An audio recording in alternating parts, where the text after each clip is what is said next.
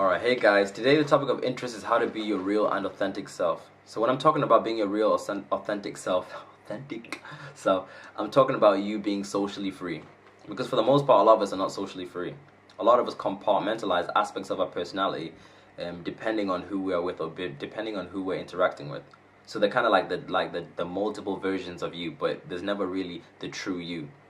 So what I'm talking about is this: you'll find that you're able to be one way or behave one way with one particular group, but when you move to another particular group, you're not able to be yourself. You behave in a completely different way. So with one group, you're like the life and soul of the party. You're making all the jokes and everybody's laughing, and it's cool. But with another group, you're the shy, you're the timid one, you're the quiet one. Now, why is that? Why is there such a massive contrast in behavior? And for the most part, that's because of the way you've been conditioned, the way you've been reinforced to behave. Right, because people, we all reinforce each other, we all condition each other to behave in a certain way. We're all playing roles, right? So what you find is this: like as a child, you're socially free. You're the most socially free being on this earth. Like you don't care. So you're able to express yourself, and nobody really cares. No one bats an eyelid. So like when you're upset, when a child's upset, the child is not afraid to cry. It'll cry, and everybody will know it's crying. It's not afraid to roll around in the supermarket and wail and make noise. It doesn't care, right? It's happy. But it's not until it starts getting older that it starts getting conditioned to behave a certain way. So if you look at people who are shy, for example, people who are really shy and timid, what you find is this: like shyness really is just a fear of being judged. That's all it is. So what you find is this: like as a child's growing up, it's socially free, right? But as it starts becoming more self-aware, or starts becoming more aware of its environment and starts cultivating its own thoughts, you find this is what happens. So maybe the child will try to express its true emotions, try to express its thoughts, its feelings, and what's going to happen is this: the parents will come and then they'll cause the child pain whenever it tries to express its true emotions. So maybe the child will be like, okay, I feel this type of way, and the parents will be like, no, or disregard the child's thoughts or feelings. They'll maybe embarrass it or just make it feel insignificant. And what that does to the child is this: it creates the association in the child of pain to experiencing or exposing its true emotions. So what happens is it builds barriers, right? And the child starts conforming to the behavior that the parents want it to display, if that makes sense. That's why a lot of children aren't able, or a lot of young kids anyway, aren't able to be their true selves with their parents, because they're all playing roles, right? It's all reinforced by certain people. So you become the shy, timid person, right? But what you find is this: like when the child grows up and it moves away to university or moves away to college or whatever, you find the child completely changes, right? Like the people you know completely change when they go to university. But this is the thing, right? They never really changed, right? What happened was they were just in an environment where they're able to express more of their true selves. They're able to express more of them true selves. They're in an environment where they feel they are not judged, where they are not known.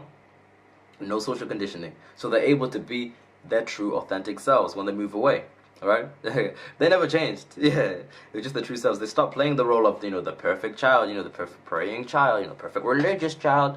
No. The real self came out. Okay, or more of their real self came out. They stopped compartmentalizing aspects of the personality. Alright guys, also quick point, I'm busy interrupting the video, but another reason why people may also change dramatically when they move away from home could also be because of this. Because the people that they're around condition them to behave in a certain way, so they feel like they have to play a certain role in order to fit in, right? So basically they're used to conforming all the time. So that's another reason. It's a double-edged sword, the pendulum doesn't just swing one way, it swings two ways. Okay, that's all. Just extra point what it's at. Okay, you can continue watching the video now. Okay, so I'm going to teach you how to do this in this video. So I'm going to give you a personal example, and then I'm going to give you teaching points so it makes sense. So for example, like with me, for the most part, for most of my life, I've always been the nice guy. I've always played the role of the nice guy. He's so nice, alright? And the reason I used to play the role of the nice guy is this, because originally I'm from Malawi, but when I moved to the UK, to my first primary school, I was like the only black kid in school, so I got picked on. I lived in like a highly populated white area, so I was like the only black kid in school. It's just me, my sister, and my cousin, only black people there. And I got picked on a lot when I was there. So when I was there, like the kids would like chase me at lunchtime and try to get me, try to type me the name call and stuff like that. And it used to hurt me, And then it wasn't until I moved to my second primary school where I went there, and I got picked on there as well. So I got picked on there as well. And I remember it got so bad, it got to the point where there was one night where I started crying. I was like, oh, I'm so upset, I'm so sad.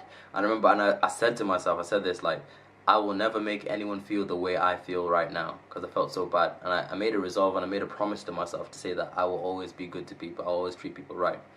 or do my best to do so. And from that experience came the role of the nice guy. I stopped playing the role of the nice guy because I didn't want to hurt people's feelings. So this is what happens. So I would avoid conflict and I'd avoid confrontation, which is part of my conditioning. Like I wouldn't want conflict and I'd run away from it because I wouldn't want to hurt people's feelings. So what I'd do is like I'd allow people to disrespect me and stuff like that, and I wouldn't say anything because I'd be like, I don't want to cause any pain, I don't want to cause any conflict. But what that was really doing was it was reinforcing and sending a subconscious message to myself of saying that what I want is not important. My needs are not important. My needs are below other people. And what that does is it actually wears away your self-esteem. You know what I'm saying? So I'd stay in relationships with people that I didn't really want to be with, but I'd be like, I'd stay with them only because I didn't want to hurt their feelings. You know what I'm saying? So denying my own rights, denying my own needs. So I'd feel that. So you'd feel that resistance. And with you as well, you probably find the aspects of yourself where you do this. Right. Yeah, so the first step to getting yourself free from this social conditioning, getting free of the role that you're playing is this. You need to notice when you're playing a role. So notice all the times that you want to share a joke, but you don't share a joke because if you think that if you share a joke, people will laugh at you. Yeah. Notice all the times where you want to express your true emotions, but you don't because you're afraid that you'll be judged. You know what I'm saying? It's all conditioning. And you find that that resistance, that pain is there, but you're just not consciously aware of it. You don't bring it to conscious awareness. And this is the thing. When you bring it to conscious awareness, you're able to change it. Because that feeling of pain, that feeling of resistance, of trying to be yourself, begins to die down the more you bring it to conscious awareness. But the first time you do it, you feel the pain, you feel the discomfort of doing it. But when you do that, don't try to change it. Just be aware of it. Just be aware. Because this is what's going to happen. When you're aware of the pain that you feel, or the resistance that you feel, it begins to get weaker. It's kind of like when you indulge in a drug. When you're taking a drug, right, the effect of the more you take in the drug, the effect of the drug weakens because you become conditioned to the effects that it has on you. It's kind of like somebody who smokes weed, for example. The first time you smoke weed, you get high, but when you smoke it so much, right, it dulls the senses. It takes a lot more for you to get high, right? It doesn't have that same effect of you. So this is the first thing you need to do. Learn to notice it. Notice it. Just notice it. Okay, don't try to change it, just notice it. Notice when it's there, when you're playing a role. Now the second step is this. Now you need to learn to visualize who you want to become and visualize how you want to be perceived and how you want people to interact with you. So really see a picture in your mind of how you want things to go, how you want your life to be. Okay? So do you want to be the cool kid? Do you want people to be laughing at your jokes? Do you want people to be respectful towards you? You know what I'm saying? Like, how do you want to be perceived? How do you want things to go? Really picture it in your mind. Then the third step is to start acting like it. So start acting like it. So if you're really shy, and you're really timid, and you're really quiet, I would encourage you to go to the extreme. So go to the extreme. So like become really talkative. Just talk, right? Because I want you to experience the other extreme. What you find is like you want people to start saying like, you talk too much. You're so talkative. You're so loud. Whatever. What that's gonna happen is it's gonna cause you go back and forth. But when you go back and forth, you'll be able to find the right balance of where you want to be, where you're able to express your true self.